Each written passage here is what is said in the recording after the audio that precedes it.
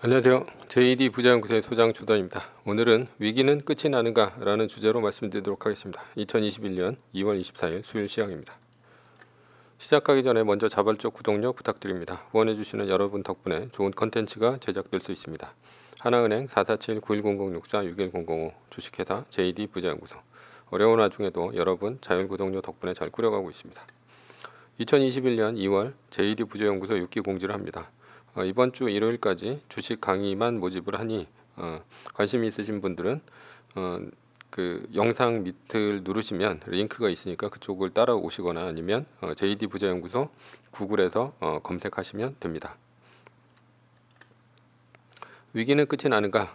뉴욕 마켓워치 비둘기 파월 재확인, 주가 국채 혼조 달러 올랐다 라는 기사가 있는데요.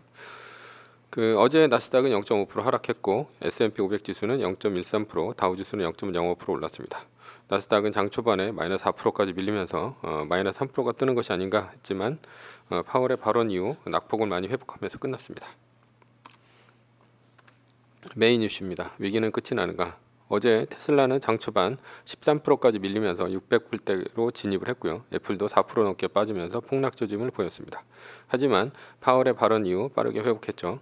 애플은 한때 플러스로 돌아서기도 했습니다. 그는 경제 재개에 따른 물가 상승 압력이 지속적이고 크지 않을 것이라면서 물가가 문제가 될 정도로 오를 것으로 예상되지 않는다 이렇게 말했습니다. 파월은 솔직히 별 얘기 안 했습니다. 지금까지 한 얘기의 반복이었죠. 원래 연준 의장의 발언이 예정되기 전에는 시장은 떨어지는 경향이 있습니다. 그러다가 연준 의장 발언 이후 오르느냐 떨어지느냐가 중요합니다. 발언 이후 오른다면 그것은 시장에 긍정적인 신호를 줬다는 것이고 앞으로 시장에 같은 이슈로는 더 이상 떨어지지 않는다 뭐 이런 신호를 줬다고 볼 수가 있습니다. 그러니까 이 발언 이후 올랐으니 긍정적인 신호를 줬다 이렇게 볼 수 있습니다. 그러나 발언 이후 떨어졌다면 부정적인 신호를 줬다는 것이고 이런 신호는 위험 신호다 이렇게 볼 수가 있죠. 대표적인 위험 신호는 2018년 10월 위기가 그런데요. 당시 나스닥은 고점 대비 마이너스 30%까지 빠져버렸습니다. 이유는 금리 인상기였는데 금리를 더 올릴 것이냐에 대한 파월의 답변이 앞으로 더 올린다는 코멘트를 한 이후 시장은 폭락했습니다. 어제는 10년물 금리가 1.4를 뚫고 1.5까지 갈 상황이었는데요. 파월의 발언 이후 1.3대 중반으로 떨어지면서 시장은 안정되었죠. 이렇게 한번 이슈가 끝나면 같은 이슈로는 더 이상 빠지지 않습니다.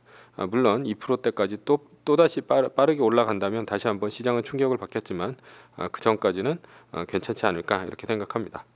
결론은 금리 상승으로 인한 위기는 가라앉았다라고 볼 수 있습니다. 첫 번째 서브 이슈인데요. 비트코인은 거래 수단이 될 수 있나? 라는 건데요.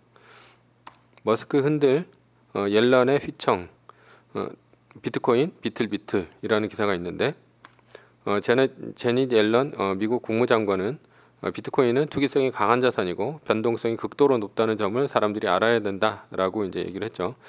제닛 옐런뿐이 아니라 일론 머스크도 비트코인 가격이 높다라는 발언을 한 이후 비트코인은 폭락을 했습니다.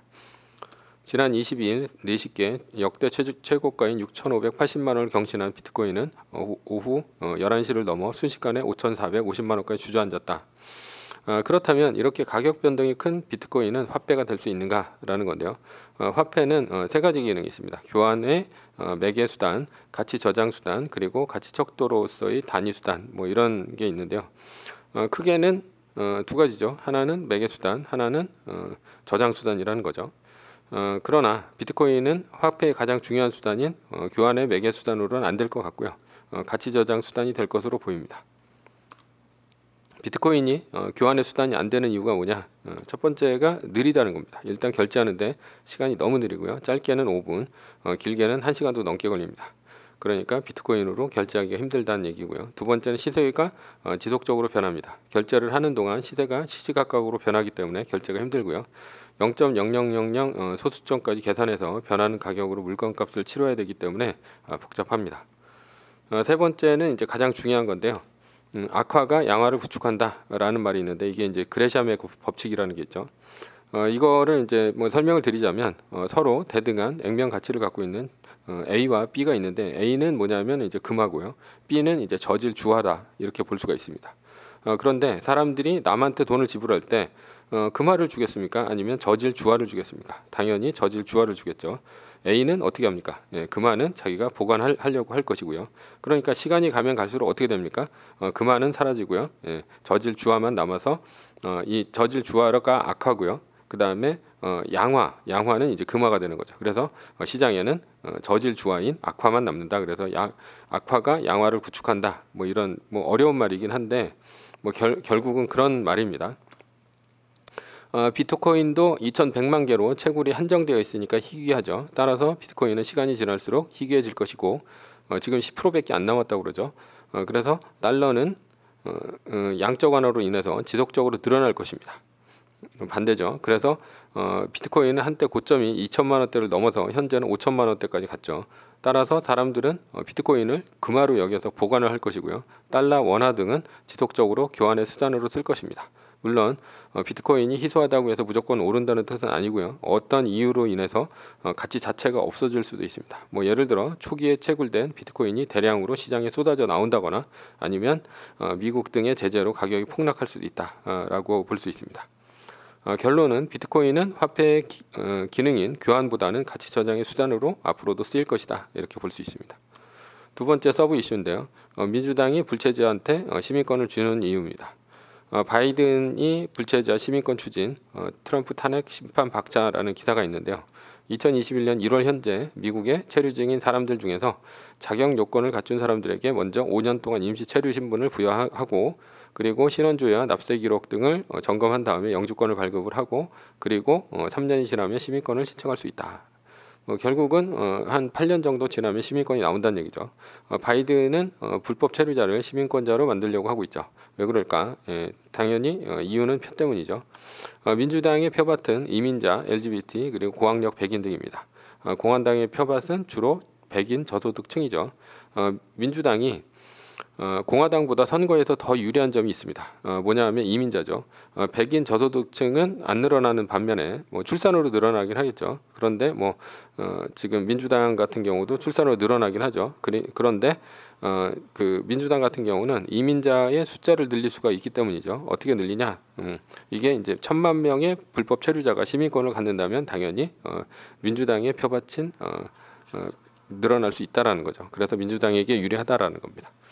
바이든 최저임금 시간당 15달러로 인상 추진이라는 이제 기사가 있는데 바이든 대통령은 지난 대선에서 시간당 최저임금을 현재의 7.25달러, 8,000원에서 15달러인 2배 인상을 하겠다고 공약을 했다. 바이든 행정부는 현재 추진 중인 1조 9천억 달러의 규모의 코로나19 부양책에도 최저임금의 점진적인 인상 계획을 포함시켰다. 그러니까 지금 이제 1조 9천억 달러 그 부양책을 넣었는데 그 안에 이제 끼워 넣었다는 얘기예요. 예.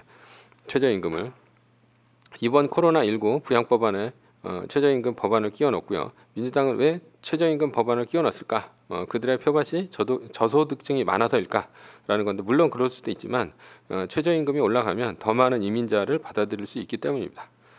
한국의 2021년 최저임금이 올해 8,590원에서 8,720원으로 130원 올랐습니다. 이에 따라 기본급도 2020년 179만 5,310원에서 2021년 182만 2,480원으로 결정됐습니다. 미국의 최저임금이 시간당 15달러가 되면 한국 돈으로 약 16,650원입니다. 따라서 한국의 최저임금의 딱 2배죠. 그러면 산술적으로 계산을 했을 때 최저임금이 얼마라고 그랬습니까? 2021년 182만 원이죠. 거기에 2배인 364만 원이 됩니다. 미국 같은 경우. 그러면 멕시코나 중남미에서 커피 농장에 커피 잎을 따는 아이들의 월급이 어느 정도 될까? 한 달에 5천 원 정도 합니다. 그러면 생각을 한번 해보죠. 중남미에서 죽어라 커피 잎을 딸 것인가? 아니면 미국 가서 담치기를 할 것인가? 예, 당연히 담치기 한 번만 잘하면 불법 체류자가 되긴 하지만 담치기 한 번에 자기 월급의 700배를 넘게 벌게 됩니다. 그러니까 미국으로 오려는 수요는 폭발적으로 늘 것이고요. 지금보다 훨씬 많은 아이들이 불법 체류자가 될 것이고 불법 체류자는 앞으로 8년만 계기면 미국의 시민권자가 됩니다. 물론 이들은 민주당의 표를 몰아줄 것입니다. 미국은 민주당, 빅테크, 빅미디어, 빅머니, 딥스테이트 등이 한 몸인데요. 민주당에 유리한 것은 빅테크에게도 유리합니다. 얘네들 같이 유리하다는 얘기죠. 대부분의 선진국은 고령화가 심합니다. 왜냐하면 1945년 전쟁이 끝나서 1948년도부터 베이비붐 세대가 생겨났기 때문이죠. 이들이 다 노령화가 됐다는 거죠. 그러나 미국은 다르죠. 미국은 선진국 중에서 이민을 다른 나라보다 훨씬 많이 받아들였습니다. 그래서 인구 구조가 역삼각형 구조가 아닌 피라미드형 구조가 됩니다. 그래서 불법 체류자, 이민자들이 생산활동을 한창 할 중장년층들이 많이 들어왔고요. 그들이 데려온 어린 자녀들이 많습니다. 따라서 이들이 많아지면 많아질수록 소비는 왕성해집니다. 그리고 고령화로 인한 건강보험 문제나 부채로부터 자유로워지죠. 사회가 고령화가 되면 부채가 문제가 되는데 그것은 생산 가능 인력보다 생산을 하지 않는 노인 인구가 많아서죠. 그러니까 그 생산 가능 인구, 그러니까 뭐 20대에서 한 40대, 50대까지가 벌어 먹여 살려야 되는데 노인 인구를 거의 대부분의 선진국은 그렇게 되는 구조죠. 우리나라도 거의 그 노령화가 굉장히 빨리 되고 저출산이 심하면서 역삼각형 구조, 항아리형에서 역삼각형 구조로 가는데 그런 쪽에서 굉장히 불리하죠.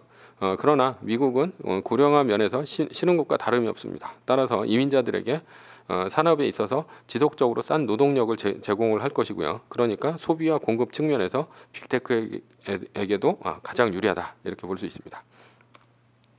그러나 이민자로 손해보는 계층이 있죠. 백인 노동자층입니다. 이민자로 인해서 백인 저소득층 일자리 감소가 있을 수 있겠고요. 그리고 임금 상승이 되질 않습니다. 왜냐하면 아주 싼 값에 들어오려는 불법 체류자들이 훨씬 많기 때문에. 그래서 그들은 공화당이 되는 거죠. 백인 노동자층은. 결론입니다. 민주당에서 보면 이민자는 표밭이다. 매뉴얼입니다. 나스닥 마이너스 3% 뜨기 전까지 세계 1등 주식은 떨어져도 팔지 않고 무한 홀딩한다. 두 번째, 나스닥 마이너스 3%가 뜨면 세계 1등은 떨어진 비율을 감안해서 남겨두거나 전량 매도 후 비율대로 말뚝을 받고 한 달 플러스 1위를 기다립니다. 자세한 내용은 JD 부자연구소 카페에 있습니다. 세 번째, 전제는 세계 1등 주식은 우상향합니다. 위의 상황은 매뉴얼일 뿐이고요. 따를 사람은 따르고 참고할 사람은 참고하시면 됩니다. 주식을 사고 파는 것에 대한 모든 책임과 이득은 본인에게 있습니다. 매뉴얼을 지키다가 포모가 두렵다면 매뉴얼을 지키지 말고 마이너스 3%대 판 가격보다 단 1불이라도 떨어졌다면 전량 매수하시기 바랍니다. 오늘은 위기는 끝이 나는가? 라는 주제로 말씀드렸고요. 지금까지 JD 부자연구소의 소장 조던이었습니다. 컨텐츠가 좋았다면 구독, 좋아요, 알람 설정 부탁드립니다. 감사합니다.